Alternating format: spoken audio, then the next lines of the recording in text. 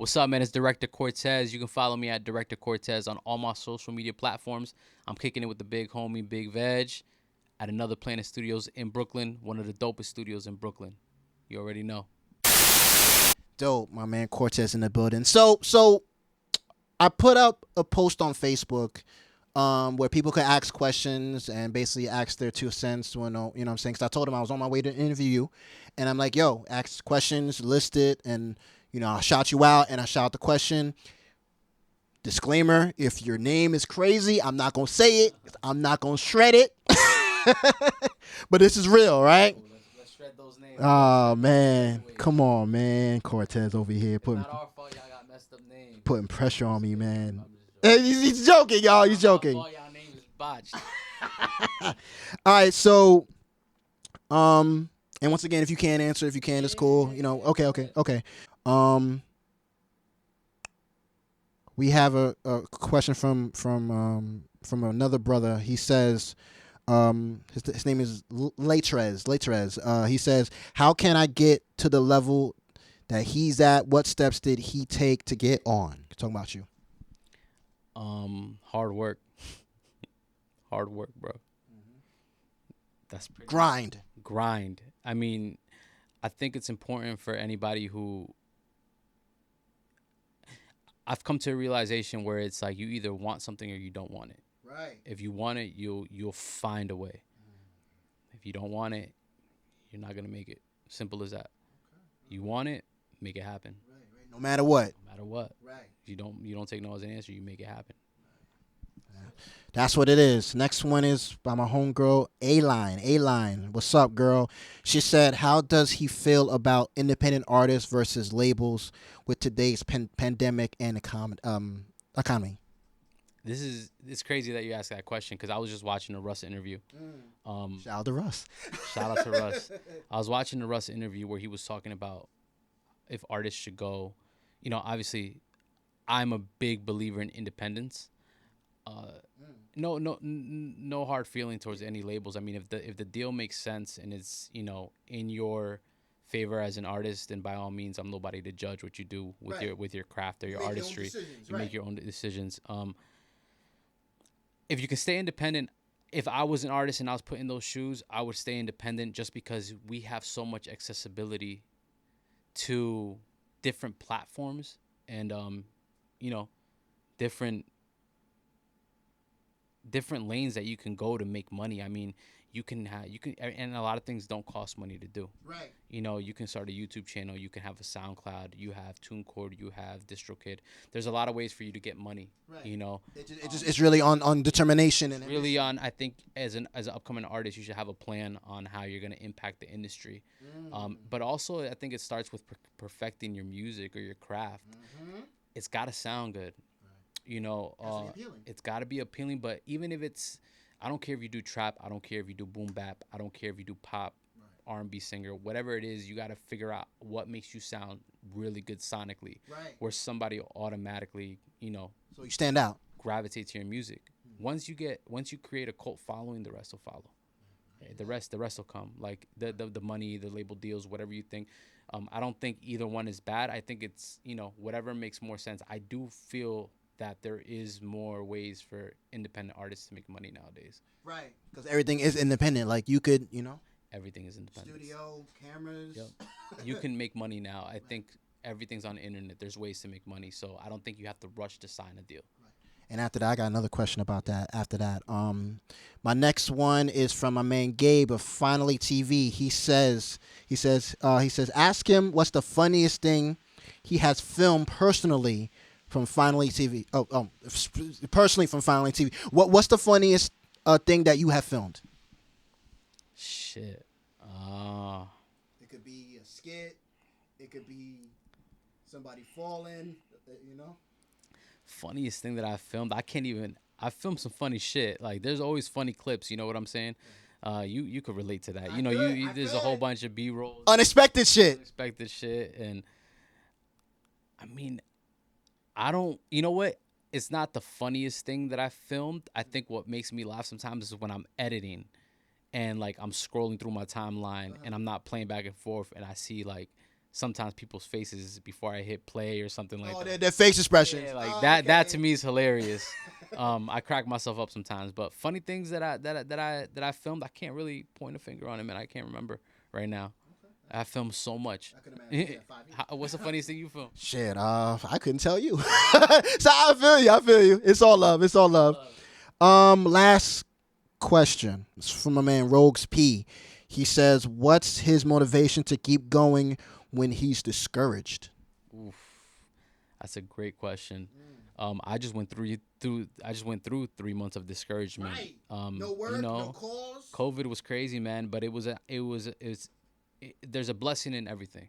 I look at it, and to me, the blessing I got out of COVID was I had to reanalyze myself, and I kind of had to take it back to education. I kind of went back and revisited all the film, 101 basics, the 101s.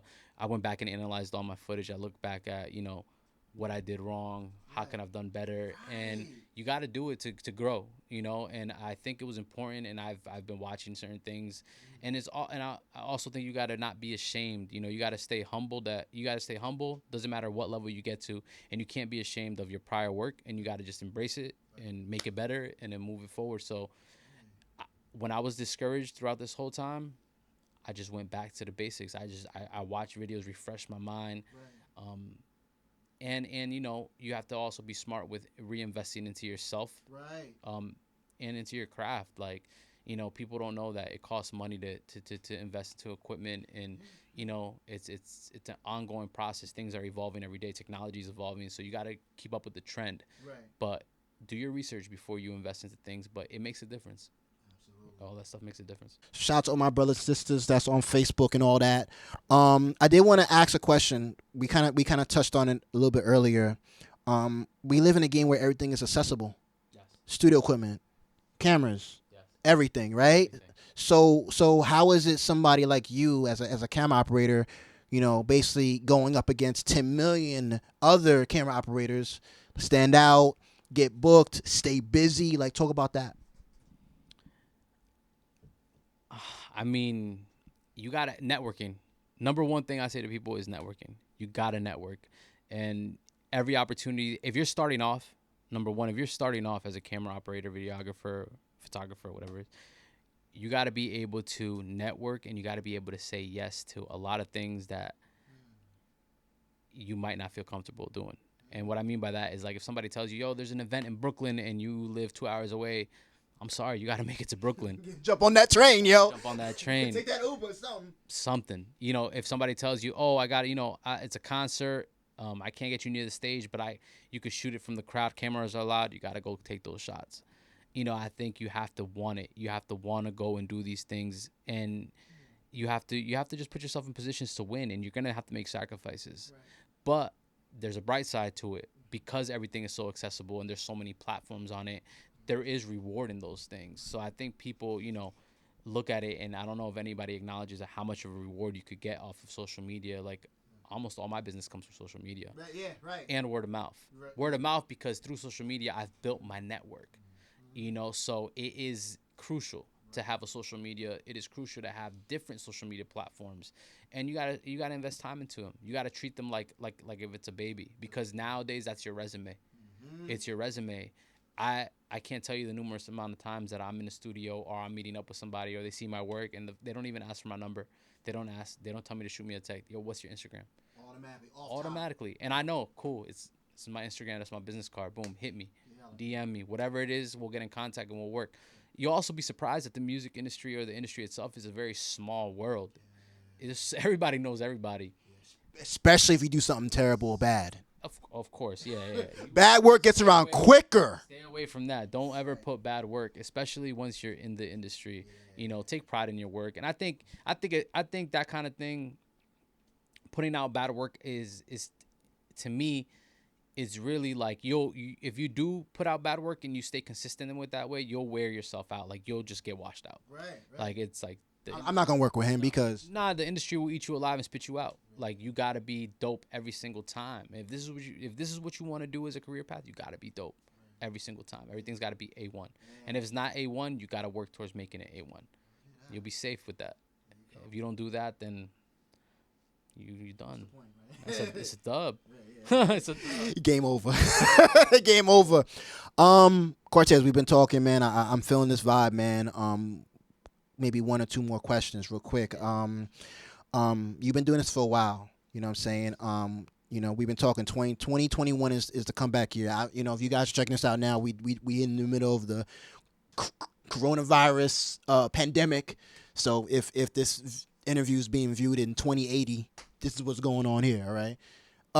You know what I'm saying? But you've been doing this for a while, and you've been been dropping gems and been dropping a lot of points that people could pick up. But for those that are really just tapping in to what you do in this interview, get some, I guess, advice that you maybe haven't covered for that new videographer that's watching this interview for the first time, that doesn't know about the frame rates, that doesn't know about the camera science of coloring and color grading, and like you got a camera operator coming into the game. He sees his interview and he's looking for advice. What can you tell that brother or sister? The first thing I'll tell you is to watch movies, watch film, watch documentaries, watch things that you really like, and use the inspiration to learn. My biggest inspiration this year was Black is King. Beyonce, what's up? Shout out to B, man. Beyonce, yeah. But just the way it was put together, and from a film point, I'm pretty sure that you can relate. Yes, the colors, the shots, the angles and the creativity behind it. That when I watched that, I was like, wow, I need to do that. That's what I want to do. And I think you can get a lot of inspiration. You can find out a lot of answers from watching films, new films, or your favorite films, right. Whatever somebody's comfortable with watching. Works, yeah. After that, go and research either that film, see how it was shot. All this stuff is public information, And then also, you gotta YouTube is great. YouTube University, and it's a real thing. I mean, you can learn about your frame rates, you can learn about your ISOs, your shutter speeds, your aperture. You can learn about all those things where a more technical side of film. If you don't know these things right now, it's okay, but you're gonna get to a point where you're gonna plateau, because if you are good at it and you're not implementing your ISOs, your frame rates, your shutter speeds, and you just been providing dope work, doing everything on auto on the camera, it's cool, For starters. But you're going to get to a point where you're going to realize that you're going to limit your creativity, because you're going to want to do bigger things, and then you're going to start realizing that your work doesn't amount to your favorite movie or your favorite doc, and then you're going to ask why. Because you need to know how to get to those things. Those things are there's settings, and there's film rules, and there's certain things for a reason. So do your homework and study it. Study your craft. Study the craft. Whatever it is. Yeah. Study your craft. Same thing with music, with artists, athletes. Perfect your craft and really dive into it, and then you'll be fine. You'll be fine. That's my best advice for them. And then invest into good equipment. And good equipment does not mean expensive equipment. Right. Research, bro. We got Google. Right. Google is your friend. Google is your friend. YouTube is your friend. Yeah. There's tons of people out there that spend hours reviewing products. Yeah. I mean, hours. Yeah. I'll tell you, so much of the things that I've reviewed, and I've spent hours reviewing it. Shout out to like Peter McKinnon. Yeah. Right. But shout out to people like him, you know, that yeah, I've learned a lot from. There you go, my man. Yeah. Last two things. Favorite artist or person that you've worked with up thus far? That's a tough one, bro. Okay. No, Top, no, it's good. I'll cause I give you top three to make it Go ahead. top three. Top three. Man. Give them their flowers, Cortez. Nah, yeah. While they here. Right? One of my favorite artists to work with is definitely Rob Markman is a great artist to work with. Rapper, singer, pop, what? So he's a rapper, Okay. you know, and he's just very, we work very well creatively, you know. So The chemistry is dope. chemistry is dope. He's dope. Sandy Benjamin is another artist that I've been working with a lot closely, and he's an up and coming artist, and Rap, hip hop. he's rap, Absolutely. and he's super talented, super talented, super creative, and it's kind of where he's in a very special place right now as far as creativity, and he has a lot of good things coming out. Okay. And this third one, give me something that's like off the wall, like somebody that you work with that's cool, but that's not a rapper. That's like you know, like he's like a chef or something. Or if you don't have that, that's fine. I'm just saying. Yeah, I mean, I'm thinking, bro. I've worked with so many people. That's the thing, and everybody that I've worked with has been great. You know, mostly everybody. I could say almost everybody. Man, actually, you know what? Working with this brand since 1982 There you go. is probably like is always a joy with those guys over there, and yeah, I love their brand just because it's based off of culture. You know, and they pay homage to every single dope thing that's happened, and they flip it into something super dope and super creative, and it's fire. That's what it is. Last thing, my brother. Put your stuff out there, man. Where can people follow you? Talk about the Instagram if there's a website, so people could book you. Yep. You know, where can people follow you? Every social media platform at Director Cortez. At Director Cortez. Shoot me a DM. And it's not spelled different. The E's not backwards. Director Cortez, one word, at Director Cortez. And just shoot me an email, DM. All that information is there. I'm accessible. There you go. Yep. My man, Director Cortez, man. Yo, I've been waiting to do this for a while. Bro, I appreciate you. Yo, we here, man. Another Planet Studios, man. Dre, K Beats, the whole regime. What's up, y'all? We in the building. My man Cortez, make sure you follow him. Make sure, yo, if you need to book him. He does great work. You know, you know. How can you not love this dude, bro? Look at this. I need me one of these, bro. Yo, we gonna talk. Okay, I got you. Me right here. I got you. I'm gonna walk around. Yo, shout out to Cortez. It's a pleasure, brother. Thank you. Appreciate your time. Yo, make sure you guys tap into Another Planet Studios. You know, go follow them on Instagram and all that. Book the time. One of the dopest studios out here in Brooklyn. It's my new situation here, and they treat me very, very well. So it's going down. On another note, I'm out of here. I'm gonna holler at you later. I got some more creatives for y'all. I got some more camera operators. I got more artists, man. You already know what time it is. I'm your man, Big Vegg. My man Cortez in the building. See you guys next time. Peace.